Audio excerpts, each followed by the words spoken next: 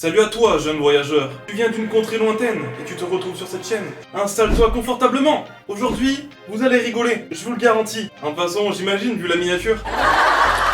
Aujourd'hui, on va regarder un reportage qui a été fait dans les années 1985 sur la chaîne INA, que vous connaissez déjà sûrement pour ses reportages de l'époque. Et aujourd'hui, on va réagir au pire nom de famille. Quand vous étiez enfant, ne vous est-il jamais arrivé de prendre l'annuaire, de chercher des noms insolites, ridicules? Alors moi, c'était plus dans le dictionnaire, essayer de chercher les mots, t'as capté. Dur à porter? Apporter, oui, c'est peut-être un mot un peu fort. Mais disons que ça demande au moins un effort. Qui dit ouais, ça demande de l'effort. C'est surtout la merde qui sort de ton cucuron qui demande de l'effort de sortir. Peut-être un peu trop, toujours dans l'excès, le type. La bite, c'est un nom difficile à porter. Oh, le nom de la bite, oui, c'est pas très facile à porter. Ah, la bite, elle est dure à porter, je comprends. Elle est sûrement lourde et imposante, mais je comprends que ça soit dur à porter. Enfin, on supporte très facilement ce nom quand on est adulte. Quand je suis arrivé à l'armée, la chambrée, on est tous passés par là. Je leur ai donné un laps de temps, c'est-à-dire 8 jours. Je leur ai dit pendant 8 jours, bon ben voilà, je m'appelle la bite, vous vous amusez, vous faites tout ce que... Il a donné un temps. Il a fait, bon les gars, on fait un emploi du temps, ok. Vous me vannez que le lundi, mardi, le mercredi c'est pause, jeudi vous pouvez me vanner, vendredi que le matin, samedi pas l'après-midi. Pendant 8 jours? Ok.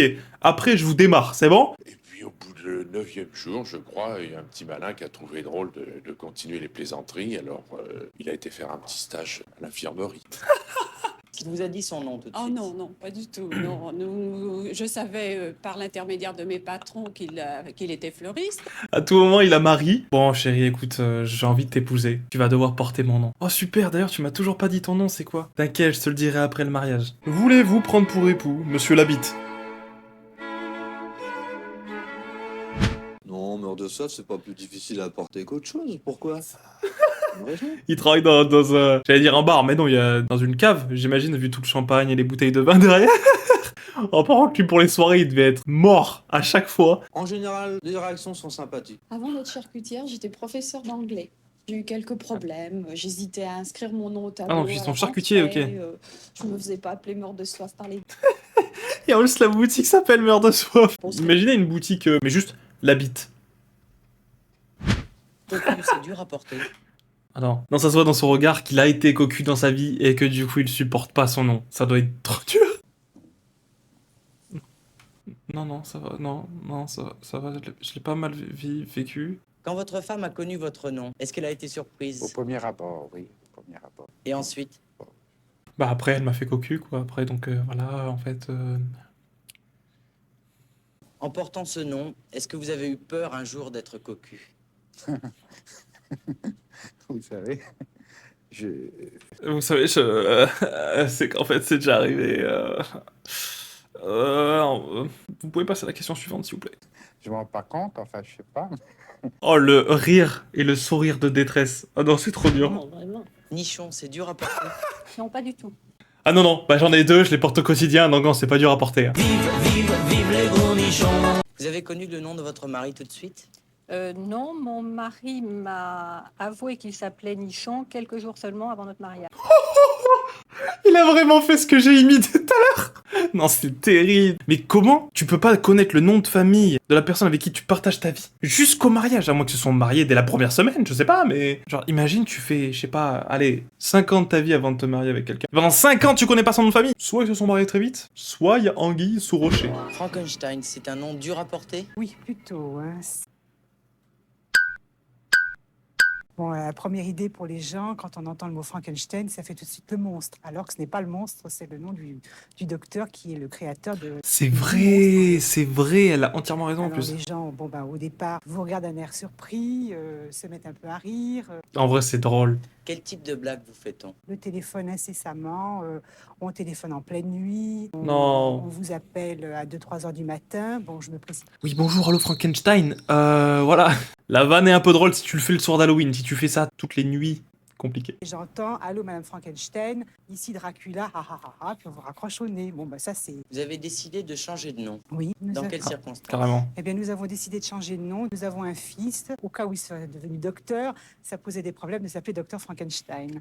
Donc mon mari, Ça aurait été super drôle, jamais j'aurais changé, moi, Dr. Frankenstein, ça marche trop bien. Vous êtes sœur et pourtant vous portez un nom différent. Oui, moi je m'appelle Claude Connard. Donc, pour moi, ça ne pose pas trop de problèmes. Ça aurait pu s'écrire un peu différemment, genre un N, ça finir par un T, ou alors même carrément sans lettre, juste R. Non, c'est vraiment le mot exact.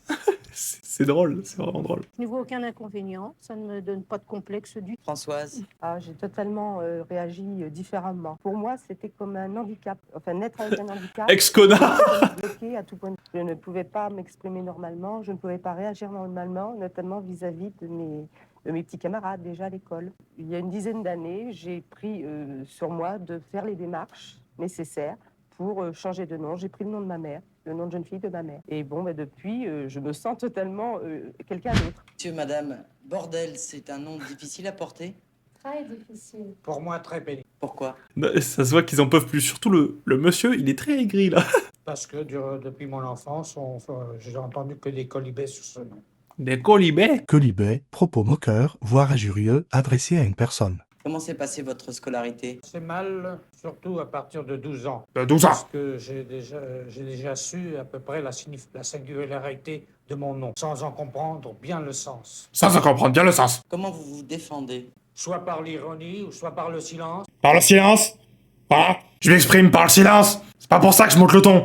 Et puis des fois, Est-ce que vous avez envisagé... Non, en vrai, je me fous de sa gueule parce que c'est drôle pour la vidéo. Mais en vrai, il fait de la peine. Regardez sa tête, pusher, ça se voit toute sa vie. Toute sa vie, il a souffert. Sinon, il fait un peu de peine, j'avoue.